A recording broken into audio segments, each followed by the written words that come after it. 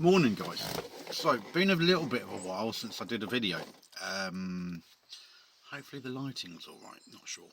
Anyway, hello Ruby. Know you're watching from your sofa. Just been a really weird time. I've had some really strange stuff and I had all sorts of videos planned. I was going to do some quote videos and stuff, and stuff was really going well. But as in life, we know things start go well, and then life throws you what the Americans call it, a curveball. Curveball. Not going to say too much about it because the person who's involved could well be tuning in. But had a customer, started off all right.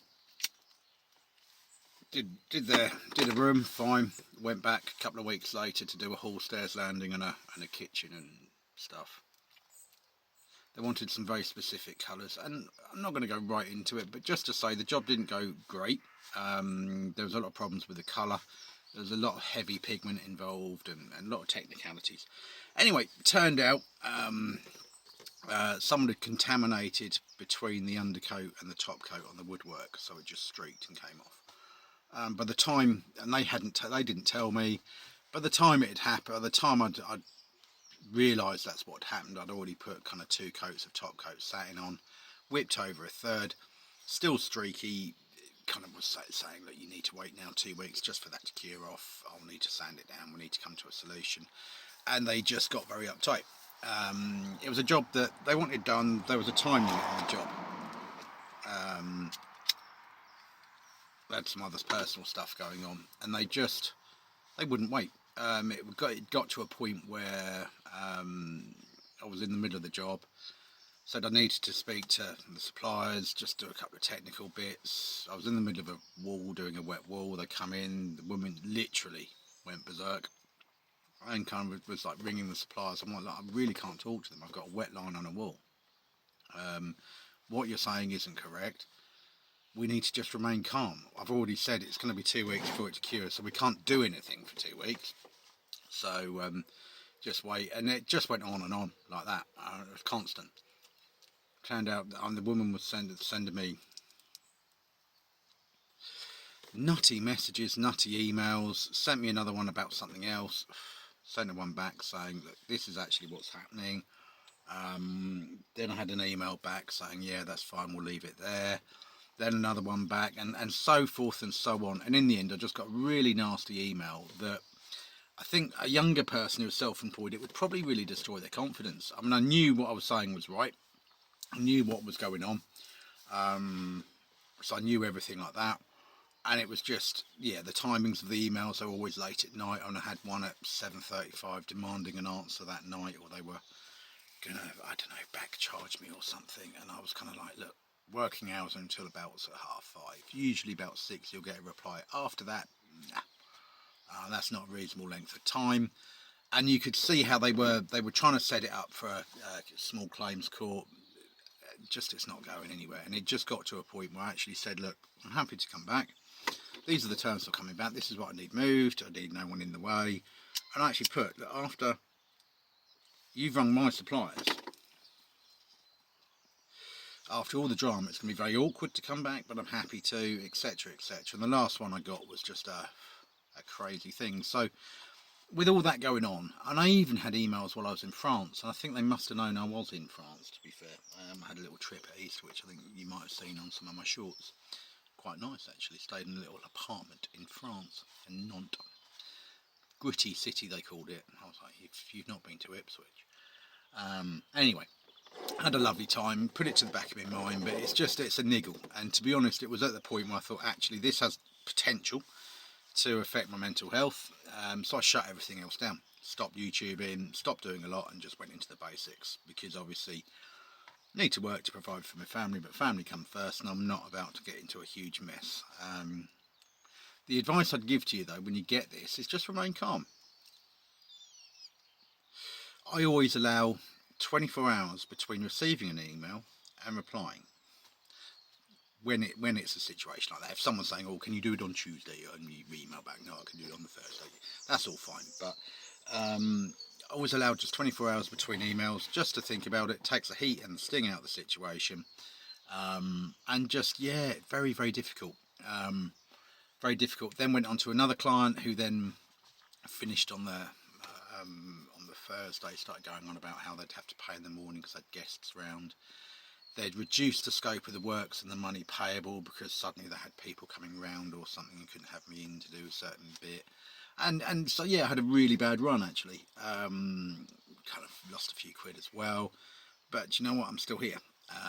Still here. So I thought I'd start a new video and just say, look, when you get this situation, you've got a really difficult client. They're getting angrier and angrier. And I think they had a mental health issue, to be honest with you. And just allow for 24 hours between emails.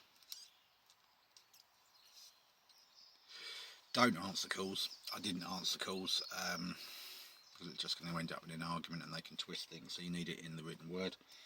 And just go from there. There wasn't any particular red flags, so that person came out very nice, just suddenly turned. And I think what it is with that one, I think, because I did advise to have a gap between rooms, I think what it is, I think they just allowed too much time. Not allowed too much time. They wanted it done in very quickly, so they had someone in their home really going on for 3 weeks, including Saturdays, which isn't a problem for me, but a bit tiring. But I thought, well, I've got the break after that, so I was happy. But they'd not had anyone in their home for a very long time working like that, and I don't think they coped, and I think it caused a mental health issue for them. So again, bear that in mind with bigger jobs, that people need a break between you being there. You need to have that weekend break, because it's stressful having someone in your home, isn't it? So anyway, so I had a really bad run. Job I'm on at the moment, bit odd, but it's okay. Just cracking on. Hopefully it'll be all right. Don't know really. They're not really saying anything. They seem happy.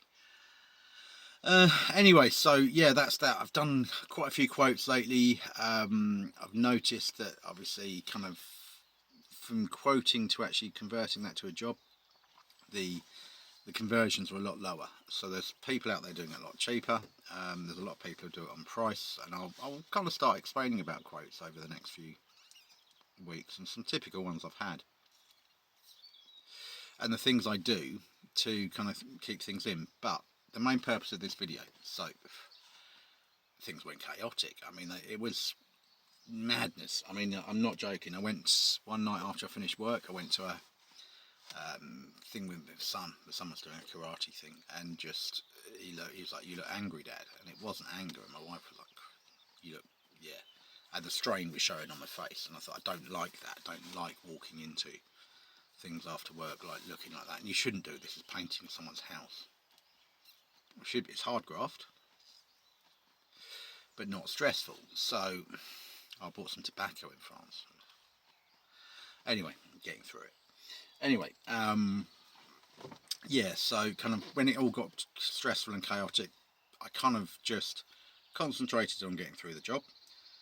Didn't do any sort of huge projects at home, just usual things, time with my family, obviously took my son away to France, and just every time I got an email from this person, I allowed 24 hours, replied to it calmly, fully, properly, and just didn't let things affect me, because a lot of self-employed people, you can get really mixed up into it. You're like 7:30 at night, you're getting an email, you've had a hard day at work, blah blah blah, and I just had my phone beside me, saw the email flash up, thought 7:35 actually.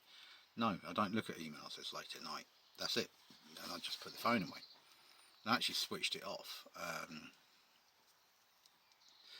Because why? It's just you're going to be looking at that. It's going to take you what? It's going to take 25 minutes, isn't it, to deal with it? You're then slightly stressed and you can't deal with it properly. And I think that's what this person's plan was. I think it was to create chaos. So you just don't let it. You just allow that time. Read it when you're nice and calm and you relax. Look at it, ruminate on it, and then just kind of reply properly and fully and just as best you can. This one, obviously, they were trying to set it up for, I don't know what they were doing. Weird thing is, they've paid for the work. That's the thing. But how it goes, obviously they've now, and no one won with all of this either. They've now got, and it's only literally it's about half a day's work. It just needs padding down and redoing. But because of all of that, they've not got the job right. They're going to have to wait a long time, apparently. They've got something else personal going on. They can't have someone in for a couple of 3 months. So it's kind of just everything. And I won't go further than that, but just say it was chaotic, very toxic. So I shut everything down, if you like. Didn't YouTube, didn't do anything else, just concentrated on this, which is the most important thing. Hopefully that's a good explanation of how to deal with a toxic customer who's getting toxic, sending toxic messages, being very unreasonable. Just a couple of little coping strategies, which is get through it and away you go. Unfortunately, I had the added stress of another job, the other job, where they wanted to reduce the scale of works, reduce the money, and in the end it was £200 less, and it's just not worth the small claims court. They then paid late, a day late, won't be going back. And that's the thing, you move on. So yeah, but that's hopefully helpful to someone who's getting that toxic customer, sending lots of unreasonable messages late at night. Just don't play with them. Just say, and one of my emails I said, look, it's the email didn't come in reasonable work hours. I couldn't get back to you that evening. Getting back to you now, etc., etc., and just lay it out just nice and carefully. Otherwise, you'll be